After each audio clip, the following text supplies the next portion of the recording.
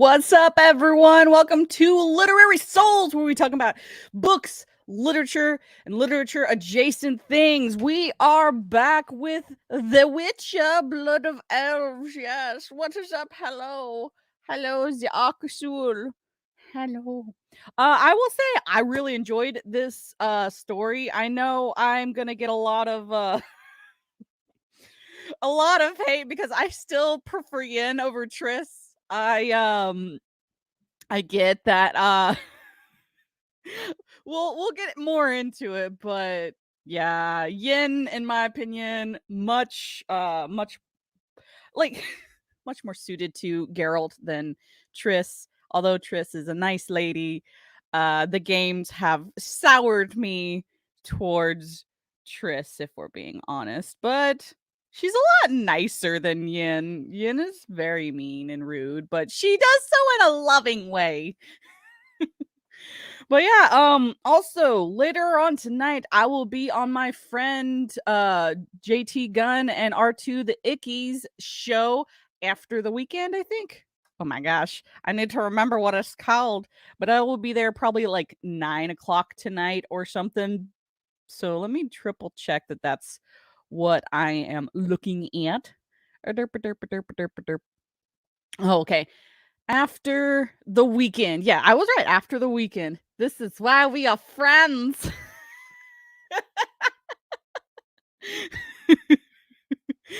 What do you mean this is what specifically is why we are friends? The fact that I have no idea what the hell's going on half the time, or just because I'm a Yin fan over Triss.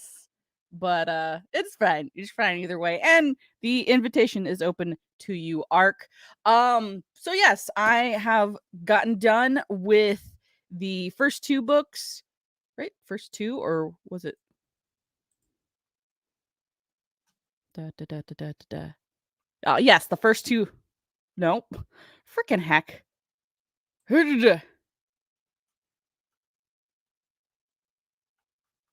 I'm looking at my stuff and it's just like, what the heck? Okay. So yes, first one, not first two, first one. And I really enjoyed this one. I know the other one was mostly a collection of short stories, which is fine, I guess.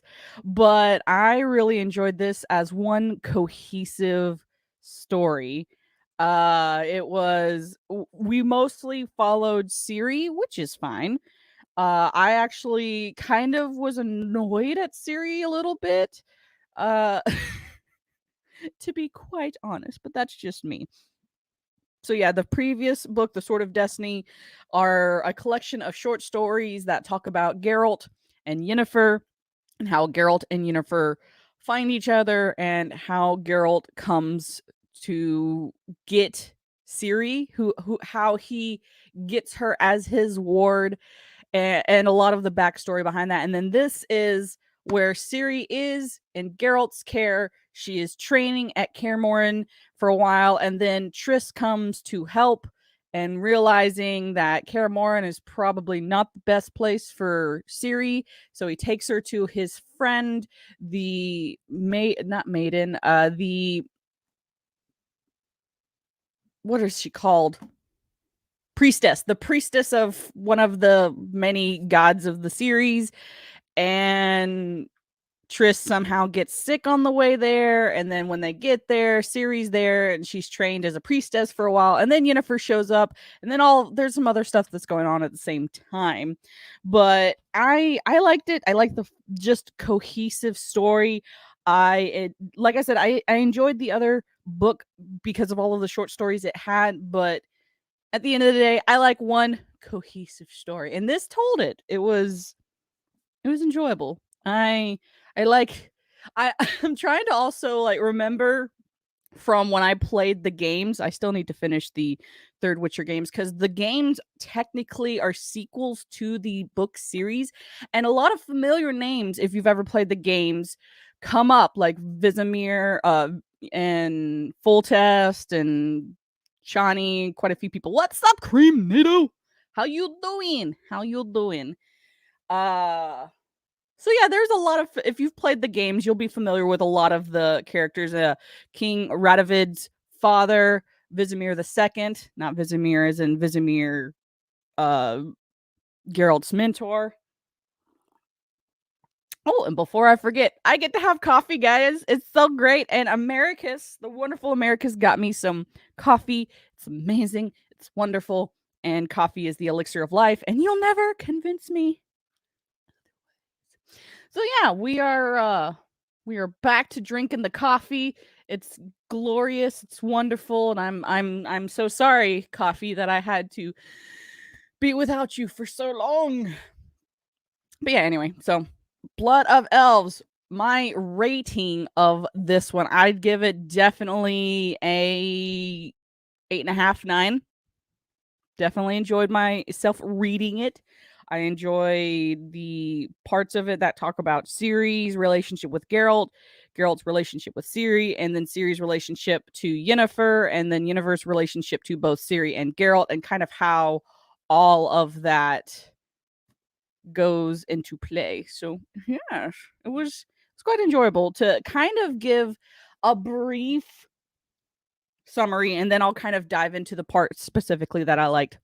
So the book starts out with Ciri and Geralt going to Kaer Morhen for the first time. Ciri is introduced to Vizimir and all of the other people there, because I can never remember. Oh, so bad. It's like, what's everyone's name? Uh, Vizimir, Eskel, Lambert, and then Cohen. I never remember. I think Cohen.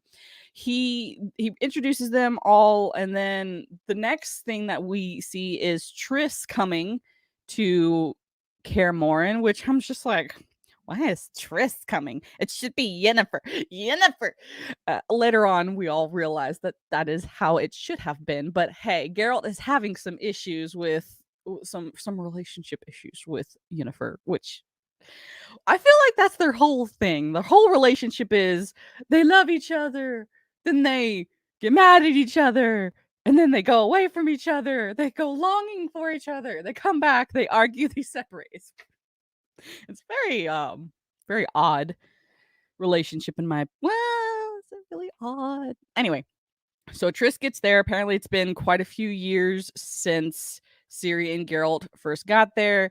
They're like, please help us, Triss. We don't know what to do. She's got these weird powers where she passes out, but it's like a huge explosion of magical power. We're witchers. We're not wizards. We can't handle this. And so Triss tries to help Ciri as best as she can, but Geralt and everyone, and Triss included, realizes, I am not skilled enough. You need Yennefer's help. And they're like, why? Why would you say Yennefer's name? And so they're like, okay, well, we have to travel then to the priestess of whatever her face is with the name that I can never remember. And on the way to the priestess's temple, Triss gets sick. They find some dwarves that are traveling. Geralt's like, please help us. Triss is sick. We'll travel with you. They're like, okay. And then the caravan is attacked by Scoia'tael. And for any of you who don't know or have never played the games, Scoia'tael is a coalition of elves, dwarves, halflings, dryads, druids, a lot of creatures that are non-human, and they are wanting to fight against the humans that have taken over everything, that have made everything unlivable for the non-humans. But not all of the magical creatures and not all of the dwarves and the elves agree with what the Scoia'tael or the squirrels are, like, what their mission is. And so that's one of the big drawing points of this specific little mini story is the dwarves that are taking this caravan to one of the kings. They're asked, like, so why aren't you loyal to the Scoia'tael? And he's like, because we've seen what happened last time there was an uprising of the elves. We were all massacred, and it didn't end well. So it's not, we shouldn't let history repeat itself. And that's kind of what's happening here. And then eventually the caravan is ambushed. Thankfully, Triss is kind of okay again. And they come to find out it was their own people testing their loyalty. And it was just a lot of those very deep questions because Geralt's trying to remain neutral. Ciri's upset. She's like, but the dwarves have a point. And then Geralt's like, yes, they do, but they are hot. These young folks are being hot headed and they are not thinking this through. And so it just very much kind of they shoot themselves in the foot. And you'll find that the longer you're in the Witcher series, like when we get into the games, the Scoia'tael are a little bit of a bigger presence in the games, at least the first one, than in some of the other games that I've played.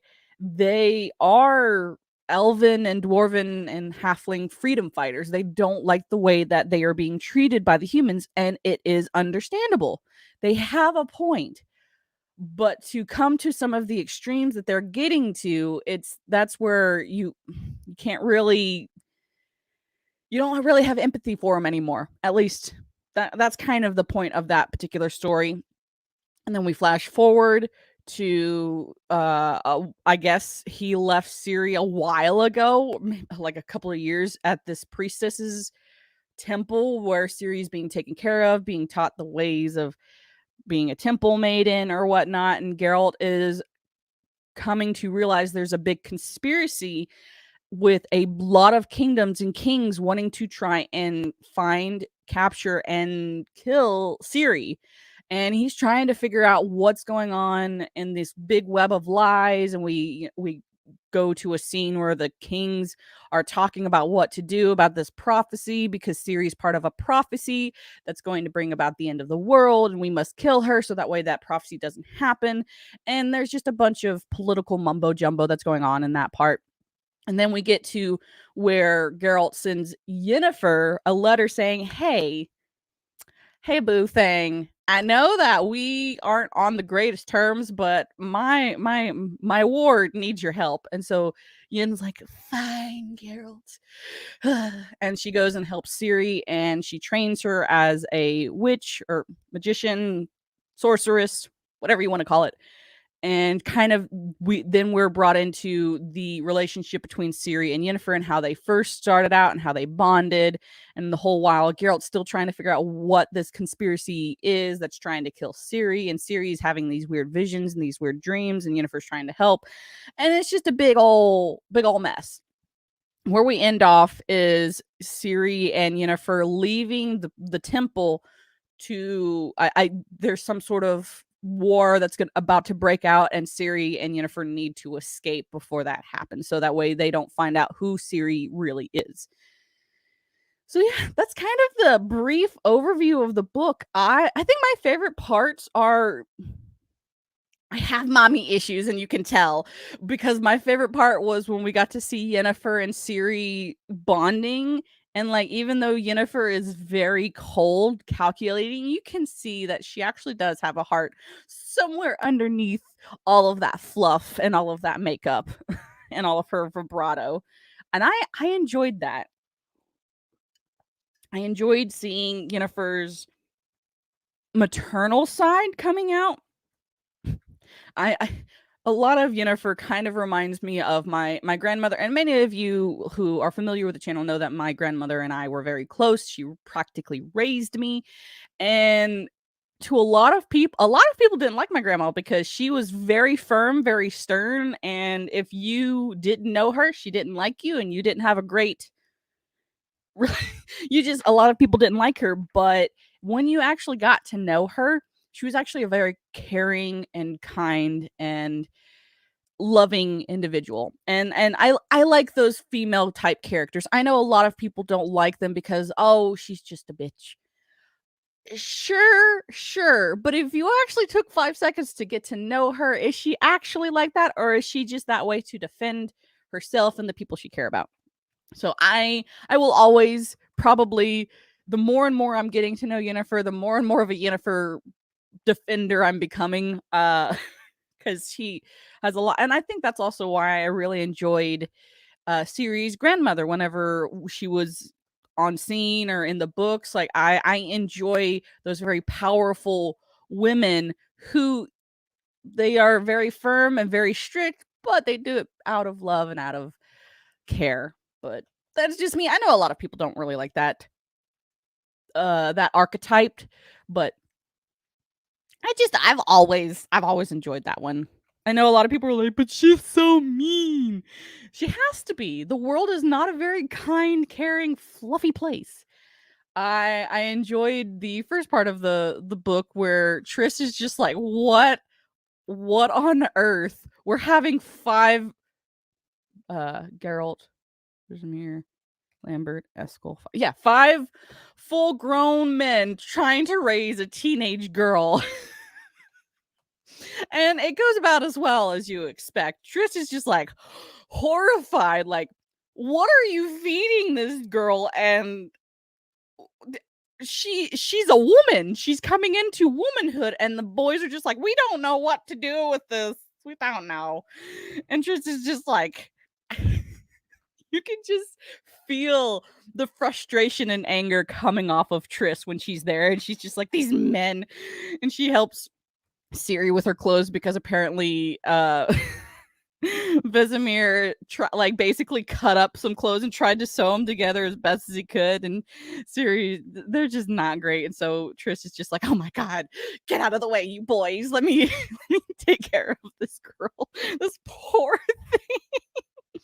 And apparently she's getting like battered and bruised from the training because they're all witchers. They've only known the witcher way and to train someone to become a witcher. And the unfortunately, like, Ciri doesn't have any of the mutations that they have. She's not been trained from birth the way that they have. Well, not from birth because they were probably orphans, and you get what I mean if you're familiar with the Witcher series. And like, she's a girl hitting puberty. For any of you who are unaware, there are things that happens at puberty, and these five men have no idea what the heck is going on, which is funny. I think it's funny seeing Geralt and all of these big grown buff burly men. That's just like, she's a girl, we don't know what to do. And then the scene later on with them and the dwarves, I think the favorite part to me about that scene is the philosophical question of, can you actually remain neutral? And the games for sure do this as well. I know in the first two games for sure. The third game, I think this is another big thing with them, is, can you be neutral? Neither side will really allow you to be neutral.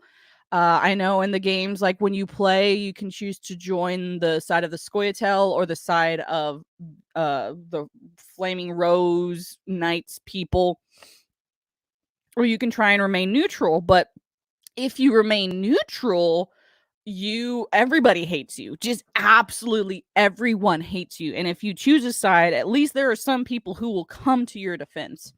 And I think the canonical decision that you have to make as far as the games, like reflecting the books, are concerned, is being absolutely neutral.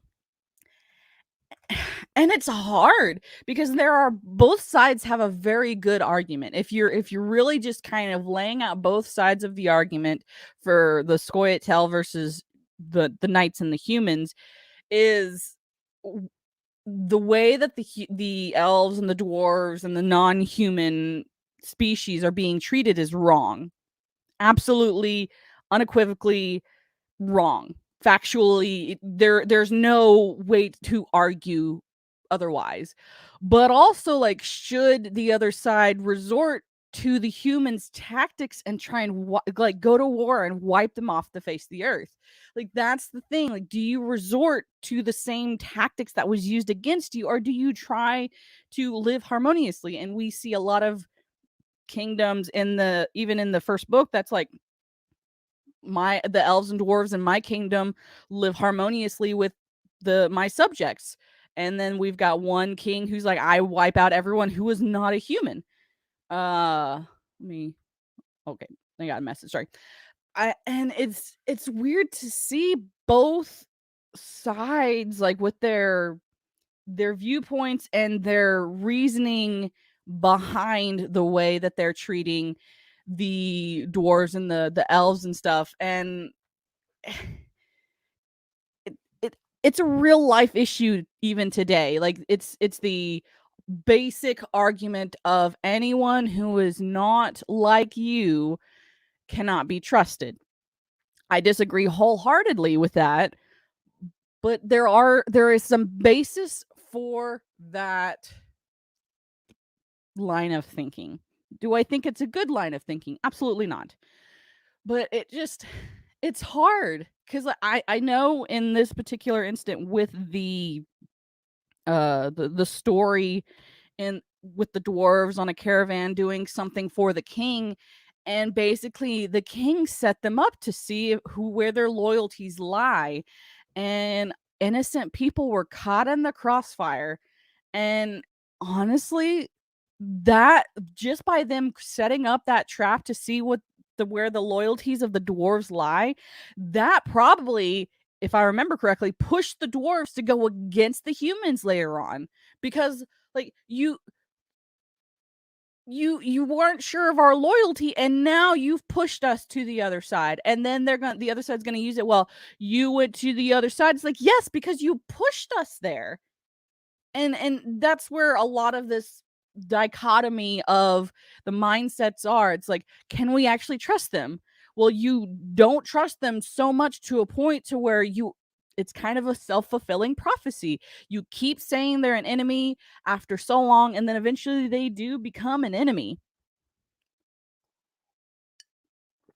And it's rough because at what point, like, if you are just a bystander and like somebody who's trying to remain neutral, like Geralt, because he's not fully human, he's a mutant, so the humans don't like him, but he's still technically a human, and so the elves and the dwarves and the dryads and all the other things are very skeptical of him. They don't trust him, so Geralt isn't really trusted or liked by either side, and he's in this weird place of like, I see your point and I agree with your point, but I also see your point and I agree with your point. Like, why do you have to do this? And it's hard. I know a lot of people are going to say, "No, it's an easy choice. You can just do this or just do that." But it's not really, because both points have valid reasons for doing the things that they're doing. Some of them not great reasons, but they're valid. Like a lot of the dwarves and the elves joining the Scoia'tael at this point, or the squirrels, which is the coalition of non-humans against the humans, which is being funded, most people think, by Nilfgaard, and everyone's enemy is Nilfgaard. But they are being pushed to join the Scoia'tael by a lot of the policies and laws and the viewpoints of the humans in certain kingdoms and certain places.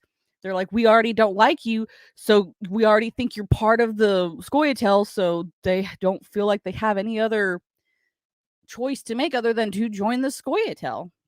And the ones who don't are considered traitors by their own race and still hated by the humans. It's a lose-lose situation for the non-humans who don't want to fight humans, but are kind of forced into it a lot of the time.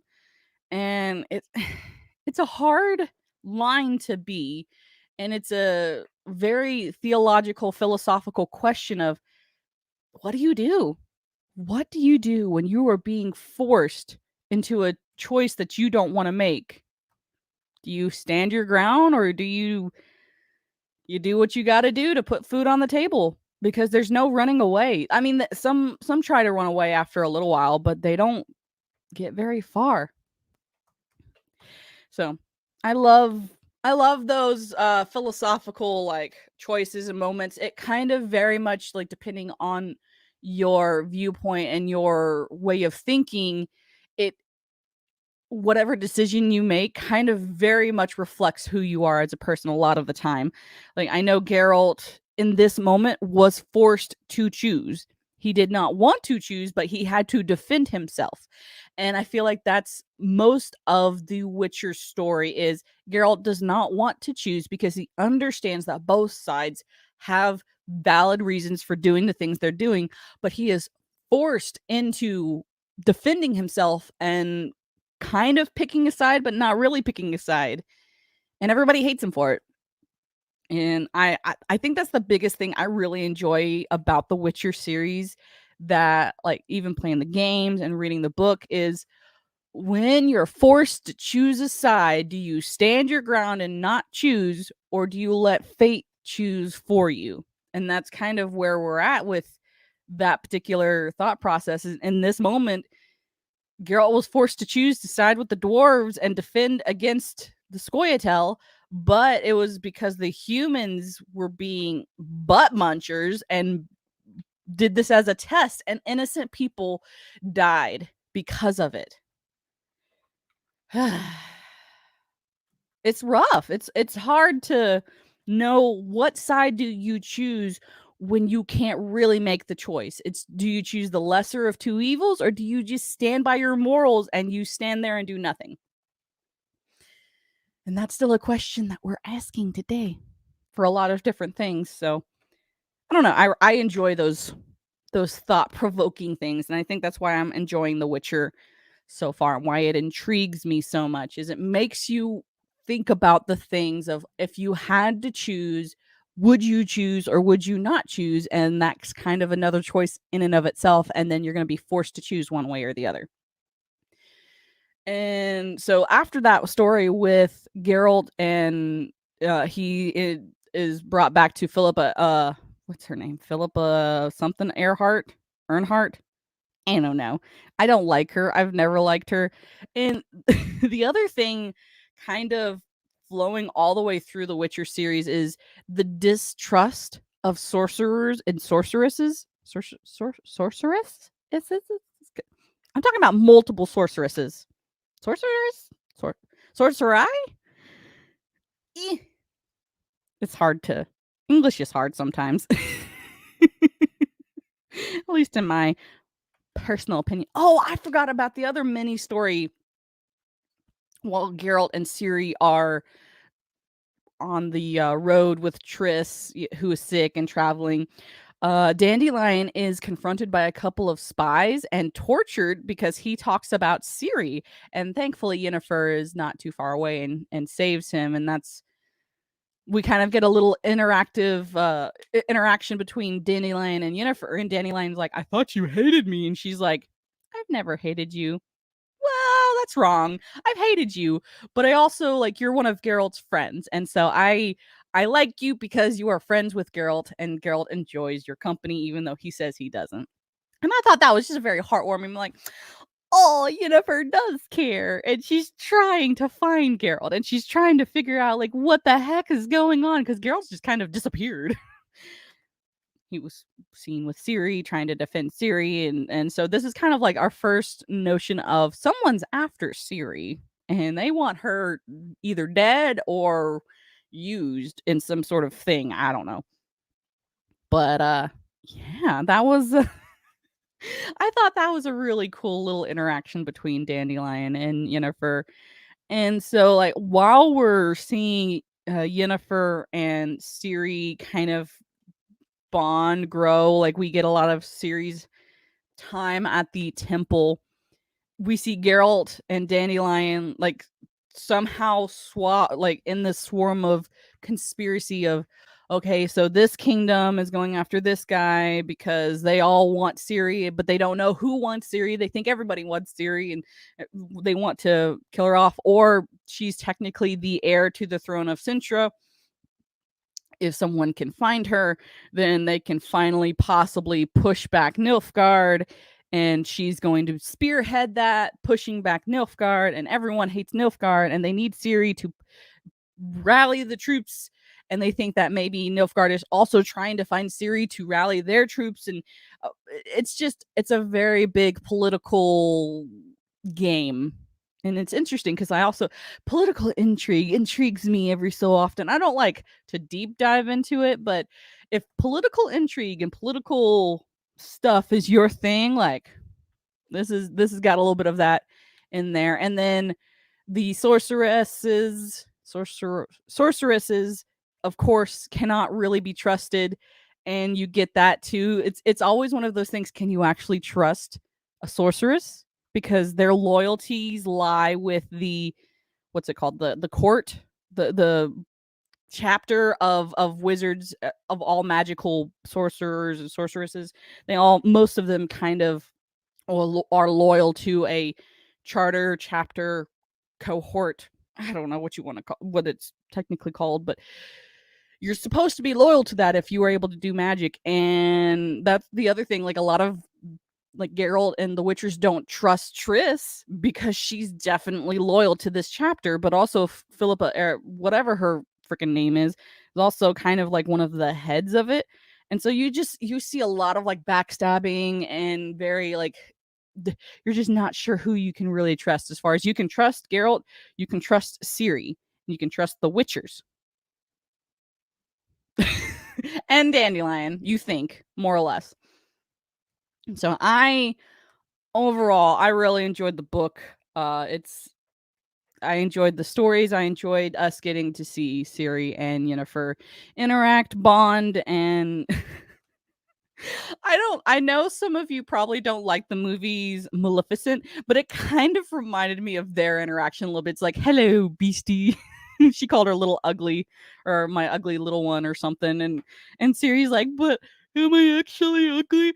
And Yennefer's like, "No, you have natural beauty. Most of us would kill to have that kind of beauty." But she's like, "I want to be pretty like you, Yennefer." And Yennefer's like, "No, you don't. You have your own natural grace and charm and beauty. Don't you try and use magic to make it different." And Ciri's like, "But you're so cool."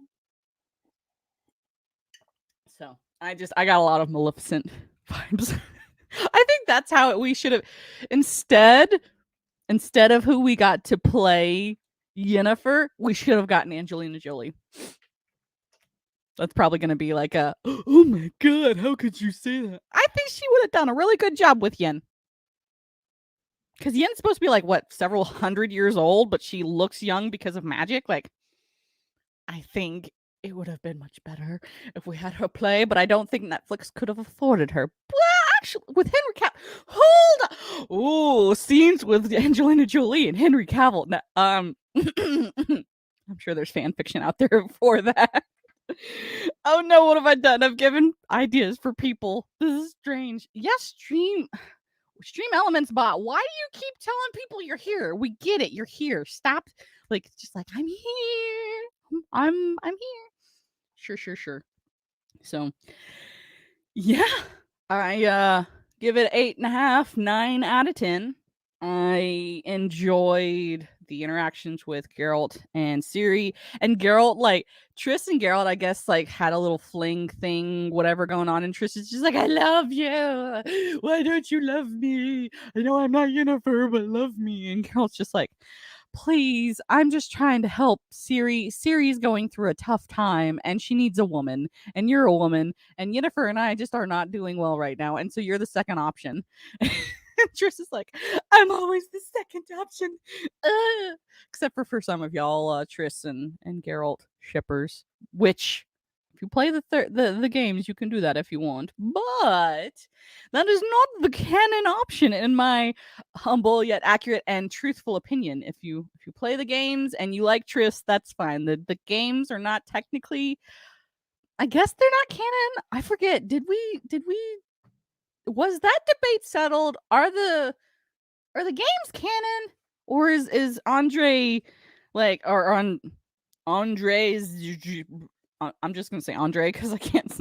I'm sorry, Poland. I'm sorry. I just suck at pronouncing names. We know this. Because like he's got a new book that I think recently came out, right? I don't know. Whoever watches this video back later on, be like, "Yes, the games are not canon," or "Yes, the games are canon. You just blah blah blah blah blah blah blah." Because I actually enjoyed the games. I think that they do a good job. And then the new game that's coming out, where it looks like there's a new Witcher school possibly happening, and it's going to be all Ciri based, I guess, possibly. But technically, there's certain endings of the third game that if you do that, Ciri is that can't be a thing. Can't be it. I don't know. I'm just so many possibilities. So yeah, I'm trying to think of what else. This is gonna be a short live stream, is that if this is the thing. Da, da, da, da, da. Trying to think if I missed anything.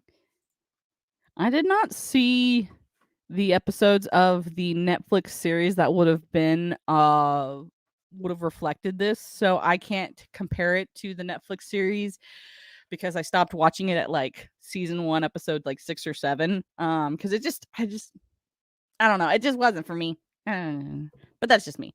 So I enjoyed the book. If the series did it, I might try and watch the Witcher series on Netflix again just to give my 2 cents on it. But without Henry Cavill, I just don't know if I can do it. I just don't. But they've done movies and TV series have changed the main characters before and stuff. And I don't know. Maybe Yennefer is just like, poof, you're different now. I don't know. So, yup. Thank you guys for watching. I think that this was a lot shorter than I had expected. I will be on my friend JT Gunn's show after the weekend, and R2 with the Icky will be there, and it'll be fun. We're gonna be talking about current day stuff and things and such. So yeah. And that's tonight at 9 p.m. Central Standard Time, if I'm remembering correctly. Let me pull it up so that way I can give you the proper times. It is going to be at 9 9 p.m. Central Standard Time because that's 10 p.m. Eastern. Woo! So it's going to be on after the weekend. Much love, you guys. I know this was a much shorter live stream than I normally do, but I that's all I really had for the book. It was great. It was awesome. Thank you guys for hanging out with me, and I will see you again. And next week we will be doing I think Time of Contempt. Blah blah blah blah blah blah. Let's see. Time of Contempt. There are so many. I'm just like I don't remember what. It's either Sword of Destiny. No, Sword of Destiny was Blood of Elves. Blood of Elves. Time of Contempt. Yep. So next week we will be doing Time of Contempt. So it's going to be interesting because that's kind of one of the last bits when Ciri and Yennefer are leaving. They're like, we'll come back and see you guys. And says the time of contempt is upon us. And unfortunately, Ciri doesn't realize how wrong she is. So we all know that something bad happens to the temple and the people in the temple, which is very sad. I think I don't actually know what happens. So I will be just as surprised as you guys are. So once again, thank you guys for so much for watching. I will see you guys next week or hopefully tonight on After the Weekend. So yeah, it's after the weekend. Yep. So bye bye for now.